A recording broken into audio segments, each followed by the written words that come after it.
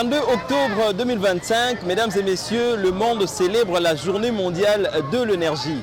Focus Hydrocarbures arrive à Matadi, la ville portuaire, à l'ouest de la République démocratique du Congo, précisément dans la province du Congo central. L'objectif est de faire parler la population par rapport à la situation de la desserte en électricité et en eau potable.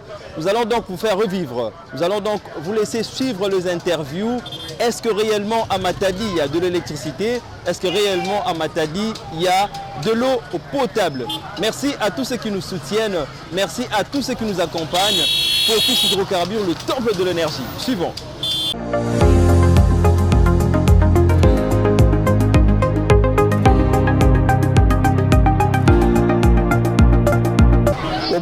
Mboka Nzumba bya Nzumba Beblason nazo se adresser na régie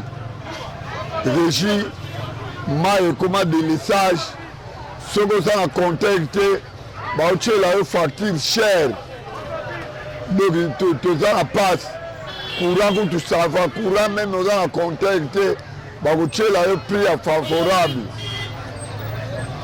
ba de l'union soit na ba des messages Mexico toza boye bakataki biso déjà courant toyebi ere kozonga te donc tokoma kosouffrir na ville ya Matadi badélesage yango bobongisela biso ta makambo wana courant na biso moko tofutela yango cher mai na biso moko mai tokoma kofuta mai oyo délesage oza na compteur te bakopia yo mai donc na prix bango balingi okende réclamer compteur balobi rien faut futaka ndenge wana mai eyaka te jour normal mai 8 heures soki ekoki bakati mai ti 18 heures donc mpasi toza yango na bakongo yango wana bakonzi tozoyebisa bango babongisela biso eloko wana courant eza ya biso moko eutaka awa na inga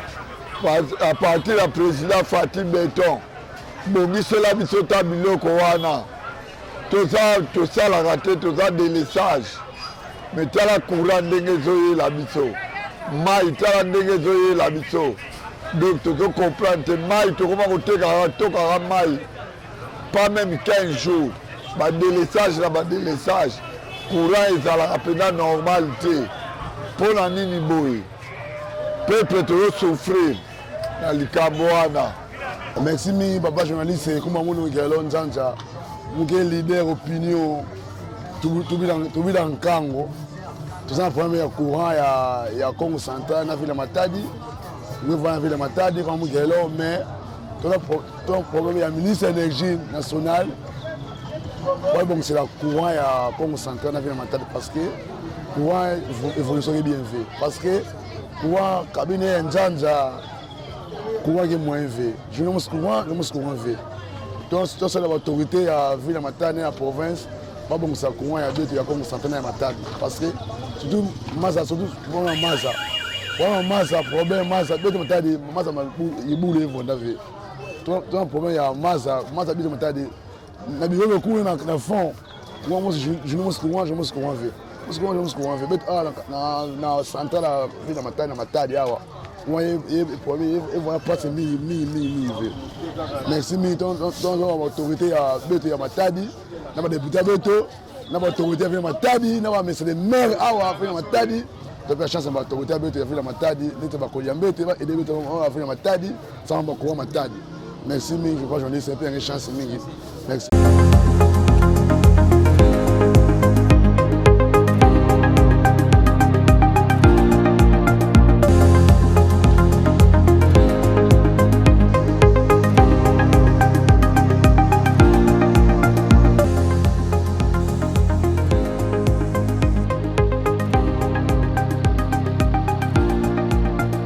J'ai de plaisir tant que leader Kotoyo, citoyen congolais, toujours les kaka passe ya mai na courant. Tous on a commis en Nzanza justement aux États-Unis na Kambanana. Donc, bah ils ont ça la biso format difficulté, tu as un problème ya mai. Biso Koto mai chef de l'État, gouvernement na yo, ce qui tel les biso problème o ya mai et ça la biso vraiment bien. Parce que mai bima Kotoyo so ebimi lundi topasa te ti jeudi lisusu so ebimi jeudi tozela so ti jeudi prochain donc ça dit totoka mai na badélestage fleuve yango eza nango awa bazero mettre soki bomettre bamoyen en jeu botiela biso bamoteur oyo bandobendela biso mai ekomaka koto na États-Unis na kambana na komi na Nzanza so mati me babiwewe bapompage batele toza vraiment na badifficulté ya mai na courant donc insécurité donc esala biso vraiment kitoko te donc tozosenga vraiment na mokonzi ya mboka Félix Antoine Tshilombo Faci Beton au soutenir biso ba citoyen congolais toza na sima na yo na ba action na yo ya malamu oyo zo sala continuer yango mona biso pe koto na Congo central de façon que biso pe tozala satisfait kota ba facture wana vraiment ba facture ya kaka comme si totuka mai continuellement donc côté wana vraiment ça na problème makasi mai bi marango vraiment te mais to foutre ba facture na biso somona parce que bango kuna soto réclamer bongo balobaka ke biso to tinda mai somona donc ça dit ça problème ba tio problème ba moteur force o ezo zo kuna na direction pe ko makoto yo ezaka passe ça dit na éviter rejet ko sanga mbongo to snel ke sanga mbongo et ça ba question et ça la biso passe so landeli banzela mawa trop landeli courant mawa trop landeli mai mawa trop donc bazo yo qui ça même Faci Beton Sony parce que na souci ya mokonzi ya mboka ba mambo nyonso fo esila so mona donc toza na sima na ye toyebi ke bato baza bakonzi ya ba différents entreprises domaine plutôt bango nde bazo tambusa mambo kitoko te donc so totoki jeudi to pasete jeudi so jeudi te samedi donc so mona ke esa vraiment bien te donc na osepela message oyo ekomela mokonzi ya mboka aya kotala la biso station na commune Nzanza na Congo central donc je pense bien yango na ko senga na gouvernement ya Faci Beton Tshilombo manjuzi nazo senga na bakonzi boye ba ko yoka so mawa pona commune na so États-Unis mai passe courant passe banzela ya mabe de makamni seza aka ya mabe na mabe boluka moyen bobongisa so nzela bobongisa so mai bobongisa so ko apoto zwa moyen ya kobikela mbo mai to bazasuna ba locataire te komaka ko somba po mai ekoma ya manèvre 200 pour partir ya kato courant ba partir ya kamso ba 6000 ba mso ba mutam to kana ndenge nayi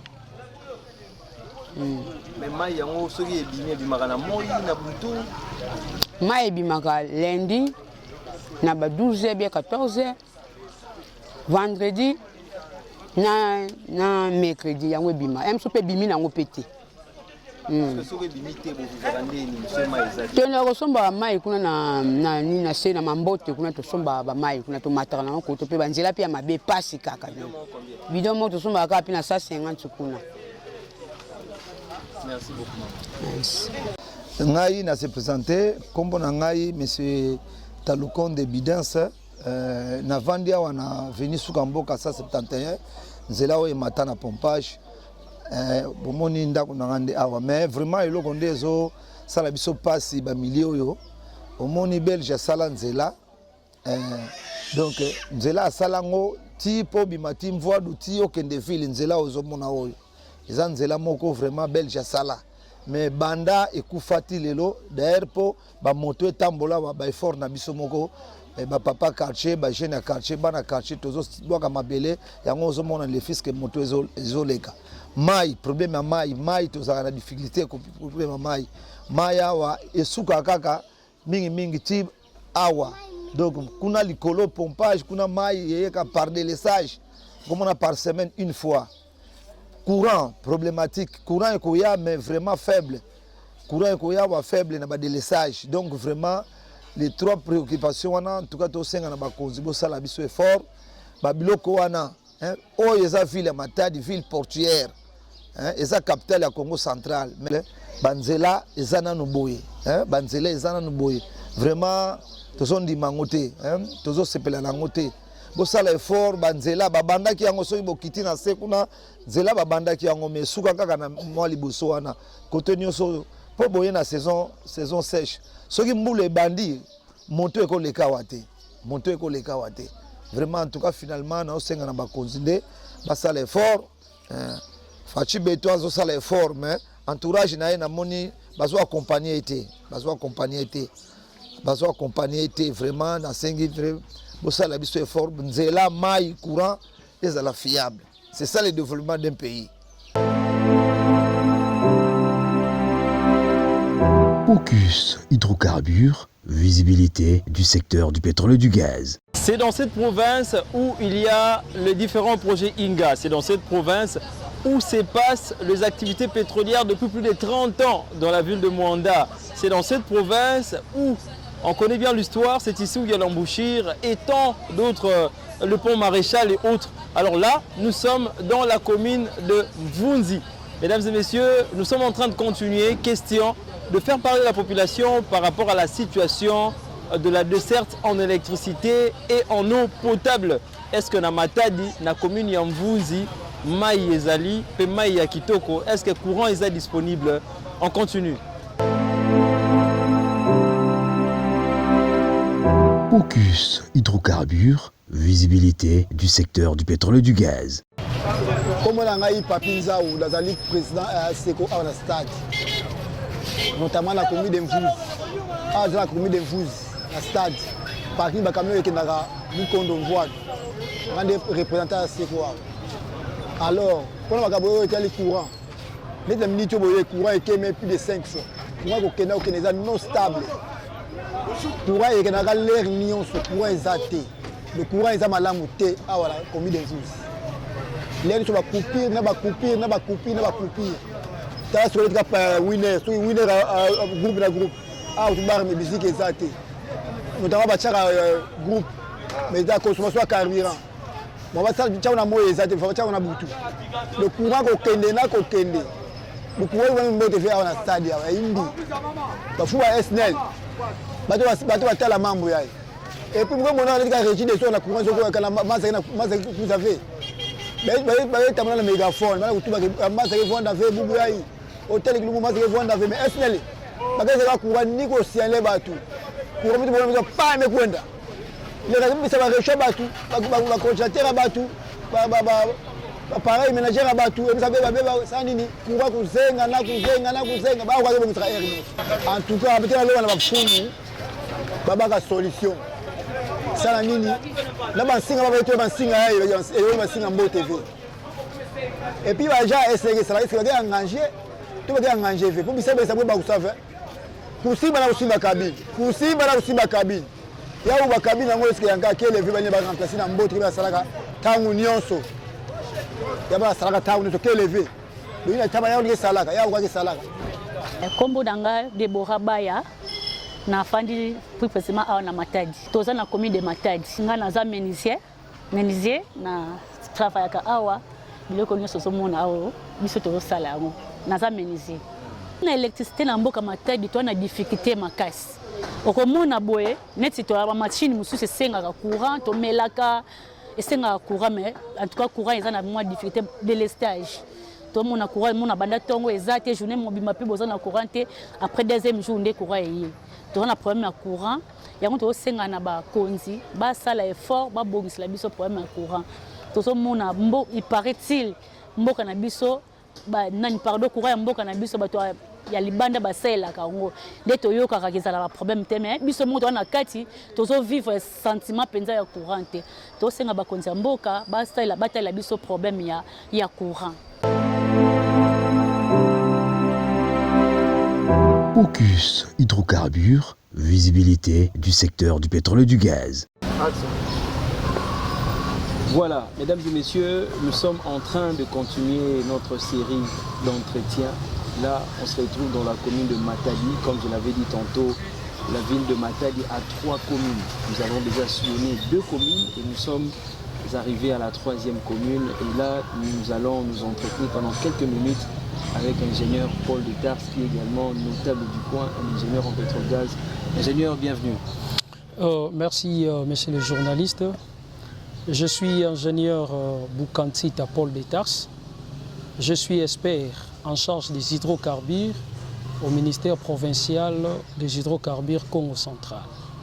Voilà, merci ingénieur. Tokoloba, Tozalamo, bilingue, Pandekonyo, Sobao, Kabiso, français, Lingala. Nous sommes en train aujourd'hui de célébrer la journée mondiale de l'énergie. Et nous avons mis l'accent, certainement, tous les deux sur l'hydrocarbure, mais plus l'accent sur l'électricité et l'eau.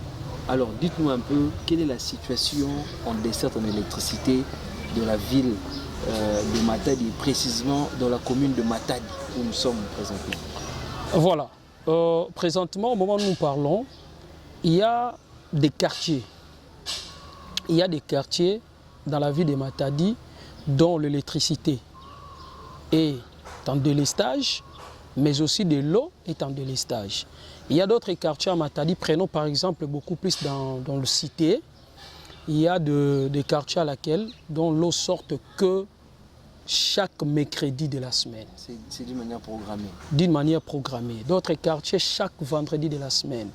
Et il y a aussi d'autres quartiers 2 fois par semaine. Mais aussi il y a encore d'autres quartiers comme au niveau de Tsassa, toujours à la commune de Matadi, Tsassa. Là, il y a... Ça, c'est subdivisé en 3. Il y a d'autres parties, et l'eau sort 3 jours la semaine, d'autres coins 2 jours la semaine, et d'autres coins une seule journée la semaine. Donc voilà. Alors, on avait essayé un peu de parcourir la réalité. Qu'est-ce qui font tout ça? Qu'est-ce qui justifie tout ça pour que nous puissions vivre de pareilles situations? Alors, nous avons descendu à la Régie des eaux, usine pompage. Alors la Régie des eaux nous a fait savoir une chose, ils ont un problème de monteur. Ils ont un problème de monteur.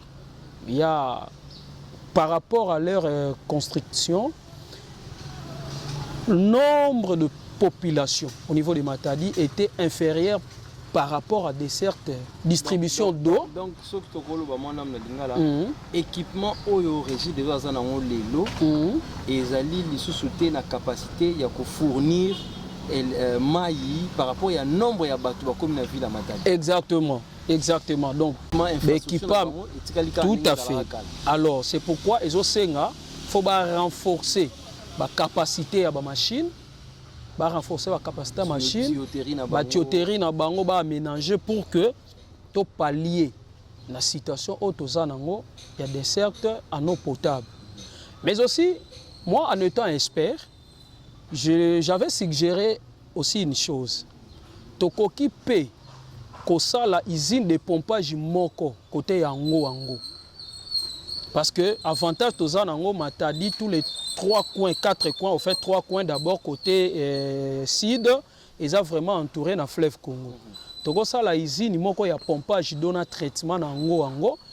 Usine wana eko permettre ko servir de cette ya eau potable na kinkanda nyonso batsasa nyonso wana voire même komiti ba côté ya moi quelques parties pe lisusu ya mvoadu bako se servir na angle wana na bato azana ba frontière parce que tozana usine fleuve po ezo fournir biso mai tozana pozo toza pena usine moko ya pompage eza juste na mvoadu mati likolo na nsoyo donc toza baka na 3 usines ya pompage.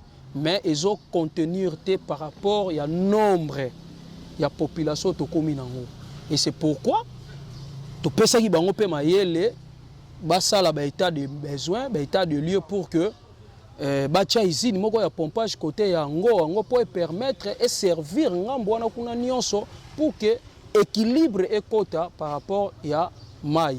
Mais balobaki soki lelo ba renforcer na bango ba machine na usine fleuve tina mpozo problème oyo et uzanango résolu. Yango nde bango ba yebisaki biso. Donc voilà un peu. Alors en ce qui concerne l'électricité, parce que nous sommes en train de parler sur l'énergie. En ce qui concerne l'électricité, pour na lotiliki ndé kana utoloba par rapport à mai lotiliki pesa ndengo wana. Mais ce que là ça la biso passe na lotiliki en principe, au Congo central, problème il y a des listages qui existent.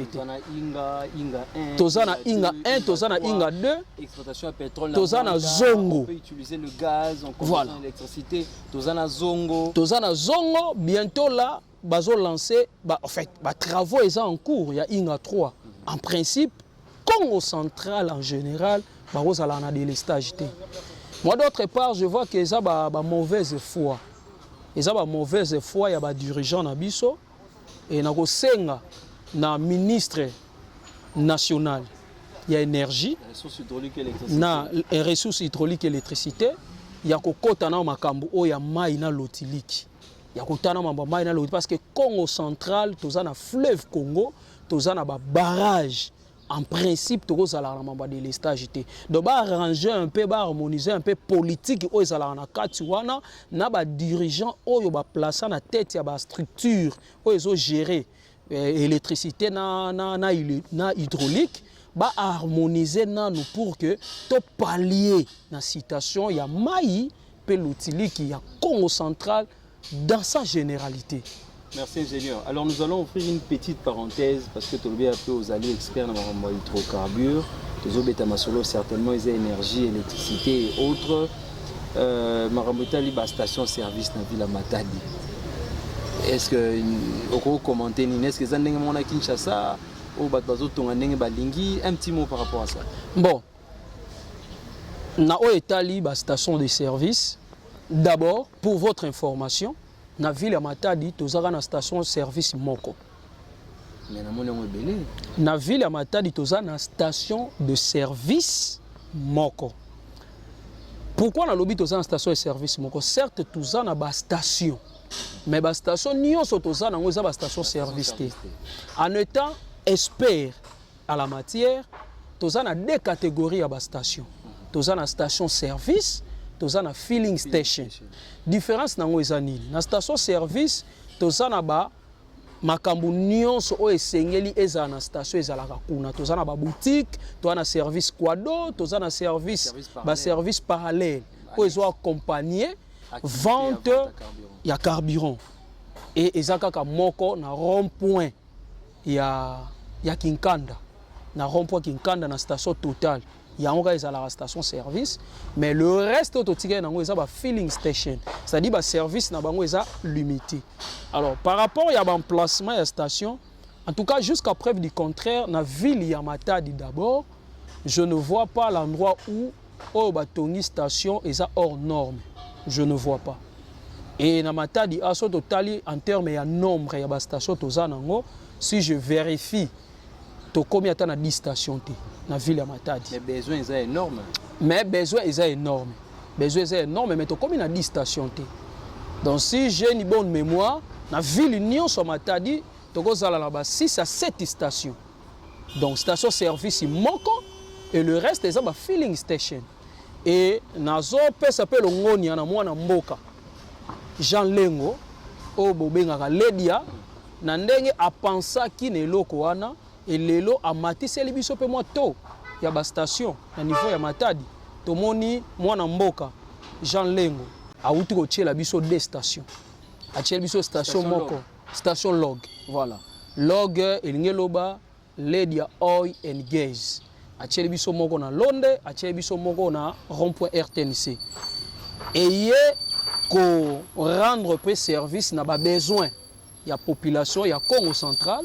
Pourquoi je dis population Congo centrale? Parce que Matadi est la capitale de la province. Tu as par-ci par-là, tu as outil na Kinshasa, na bas fleuve, na boma mwanda, via Matadi. Et ça leur permettre à ce que ravitailler,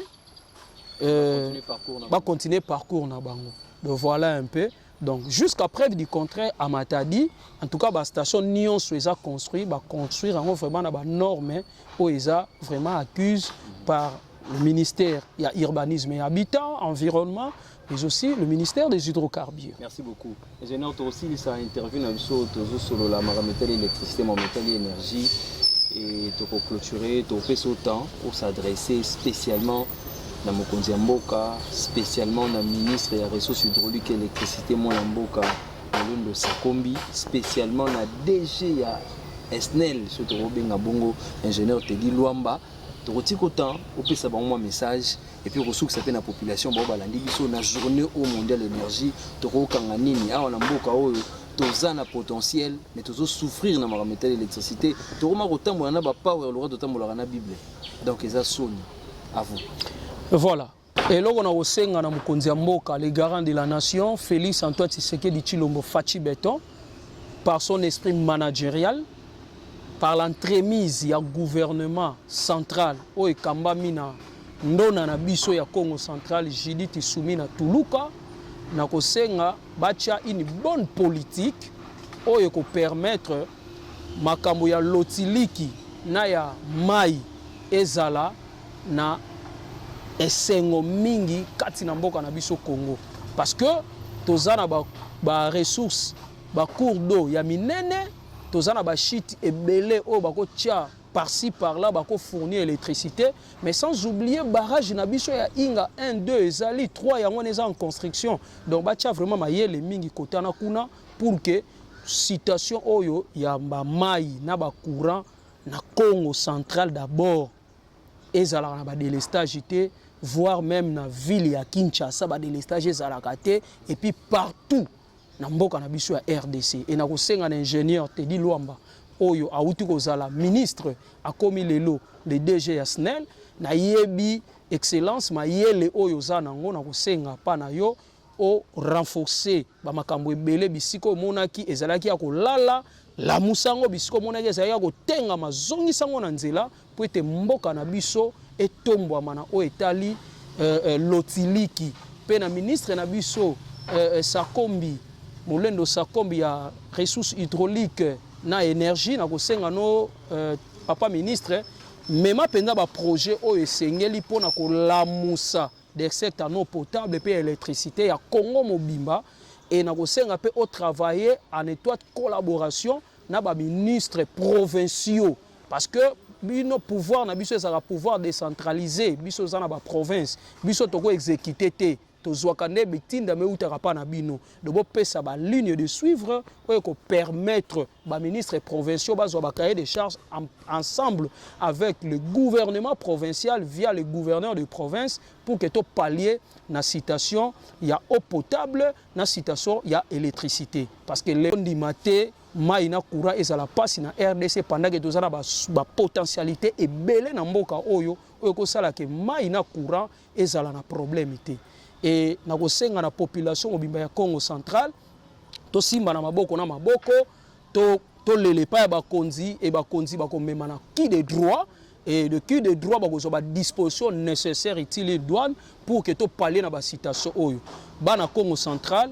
Gouverneur na bino azawana aza jeune biso bilenge faut soutenir bilenge. Gouverneur de province grâce kwanga maswangi bilolo azawana aza papa solution ayokaka soki bo lobby ayokaka lelo tozo mona azo sala misala tozo kota na ba dessert ba route à dessert agricole déjà samedi to ke no lancer ba travaux et tozo mona ba chantier ozo salima, donc to tchaye confiance to lele pa ya papa na biso oyo azo représenter chef de l'état na Congo central via ba ministre sectoriel na ye Jean-Jacques Tumba Bozi o atali mambo ya énergie na hydraulique pour que to récolter ba déshydratat ya province to chama yele sika wana mbongo ebima pour que to somba ba matériel et permettre mamba ba délestage ya mai na courant et sila na ville ya Matadi pe na Congo central mobimba to simba na maboko, parce que balobaka elongo toke liboso musapi moko esokola ke longité mais kasi loboko mobimba donc to tie mai e ko sokola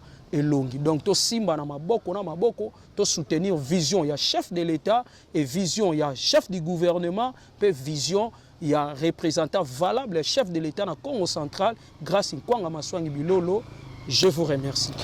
Ce que la population demande, ce n'est rien d'autre que l'électricité et l'eau potable. Vous avez donc compris à travers différentes réactions de la population. Les gens ont parlé, les mamans ont parlé, les papas ont parlé.